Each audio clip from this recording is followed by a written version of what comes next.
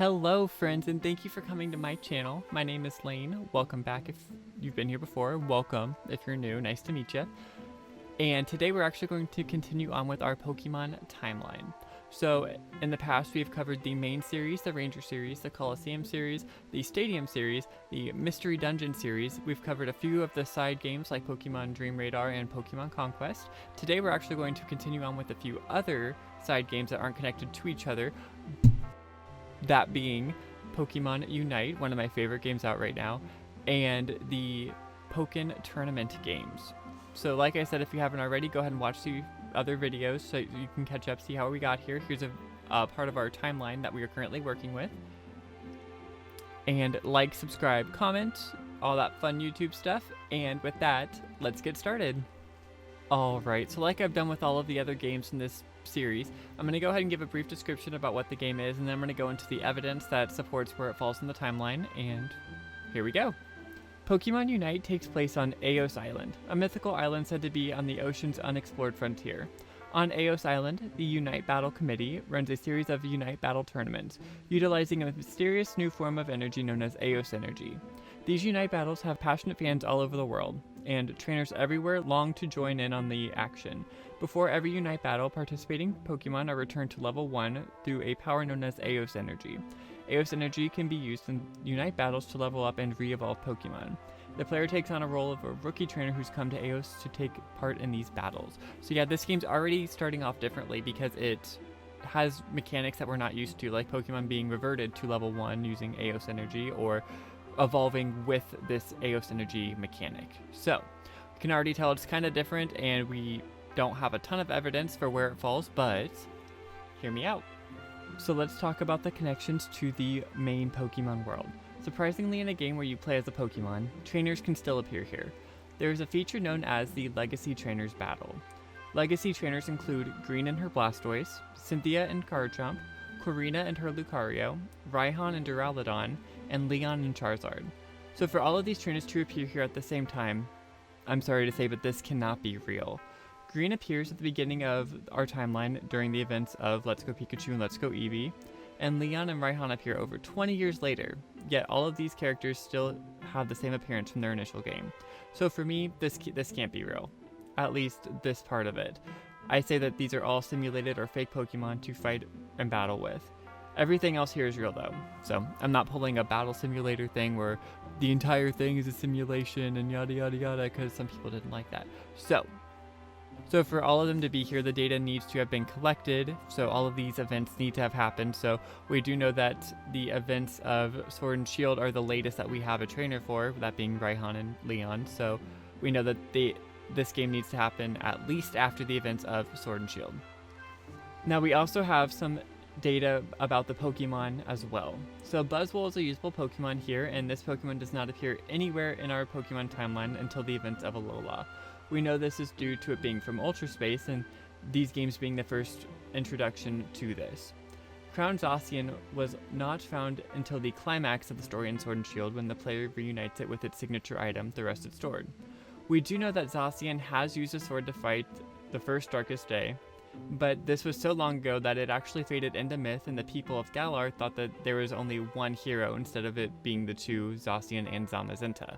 So since Zacian's crown form is present here, we do know that this does need to have happened after the events of Sword and Shield.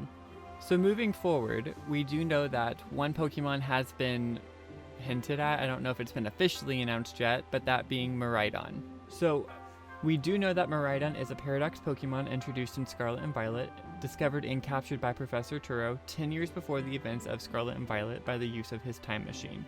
He was capable of only bringing 2 of them that we are aware of, and he is also the one that coined Miraidon's name. No one beyond Professor Turo and Arvin ever mentioned knowing this Pokemon when they are shown Miraidon.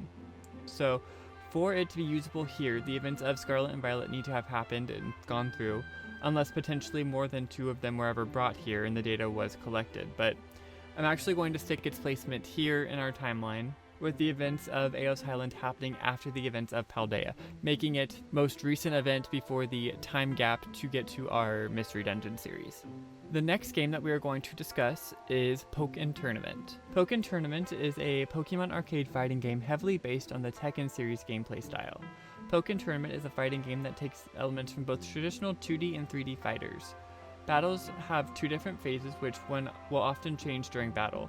Battles begin in a field phase where players can move about freely in a circular 3D environment in a 3D battlefield. If either player lands a certain type of mood, a phase change occurs, putting them into a duel phase, placing players into a 2D battlefield. Controls also change in this form of play. In the Farum region, where competitions known as Farum battles are held, the player takes control of a character who aims to raise to the top of the Farum League. After creating the avatar, the player meets Nia, their guide to the Farum League. With their partner Pokemon, the player enters the first rank of the Farum League and battles their way to the promotion test, which allows them entry to the next rank.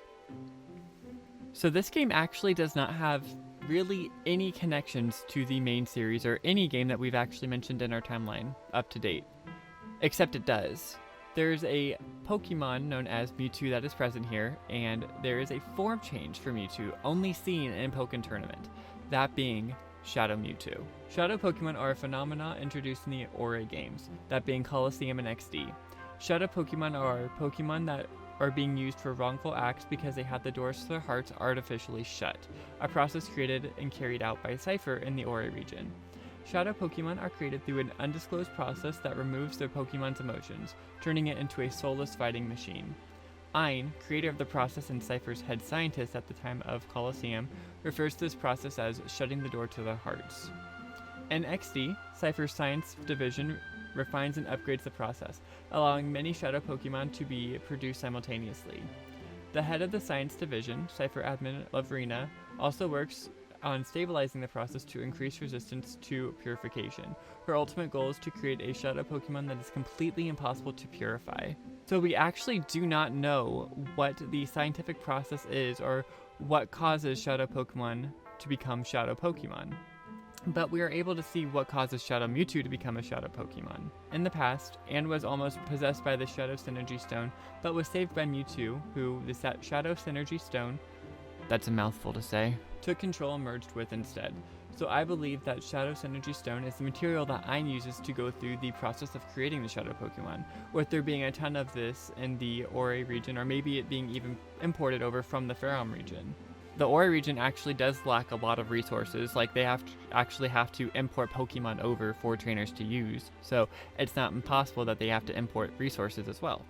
So if that's the case, this game needs to happen before the Colosseum game, right? I mean, it shows the origin of Shadow Pokemon, so that would make the most sense, the most logical sense at least. I'm gonna say no.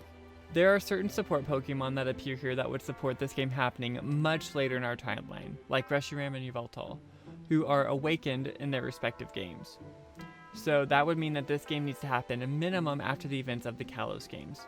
But that's really all that we have here. We don't have much of an endpoint to where this could be.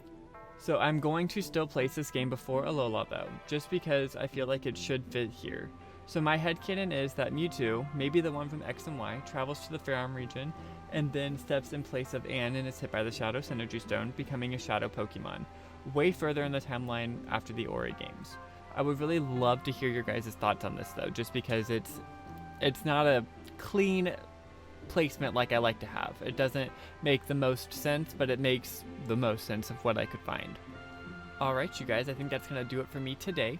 So, go ahead, let me know your thoughts on any of this. Like I said, these ones weren't so clear cut, so I would love to hear your guys' feedback. Don't forget to like, comment, subscribe. Here's our timeline once again.